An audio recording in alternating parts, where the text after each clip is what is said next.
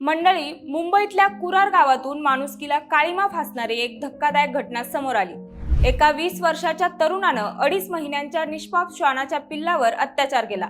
इतकंच नाही तर त्याला निर्घृण मारहाणही करण्यात आली। प्युअर ॲनिमल लव्हर्स फाउंडेशनच्या सतर्कतेमुळे हा भयंकर प्रकार उघडकीस आला असून संस्थेकडून सोशल मीडियावर शेअर झालेल्या व्हिडिओमध्ये स्थानिक प्राणी कार्यकर्ते आणि मुंबई पोलीस कुरार गावातील एका सार्वजनिक शौचालयाजवळ पोहोचलेले दिसतात। आतून दरवाजा बंद होता। आरोपी दरवाजा उघडण्यास नकार देत होता। शेवटी पोलिसांनी बळाचा वापर करून दरवाजा उघडला। आत आरोपी अर्धनग्न अवस्थेत आढळला। त्याला जागीच ताब्यात घेण्यात आलं। या क्रूर अत्याचारामुळे श्वानाचं पिल्लू गंभीर जखमी झालं। तातडीनं त्याला उपचारांसाठी दाखल करण्यात आलं। सध्या त्याची प्रकृती अत्यंत चिंताजनक असून तज्ञ डॉक्टरांच्या देखरेखीखाली उपचार सुरू आहेत। दरम्यान कोणत्याही मुक्या प्राण्याला अशा अमानवी क्रूरतेला सामोरं जावं लागू नये अशी तीव्र प्रतिक्रिया संस्थेनं दिली। सोबतच आरोपीला कठोर शिक्षा व्हावी अशी मागणी देखील करण्यात आली।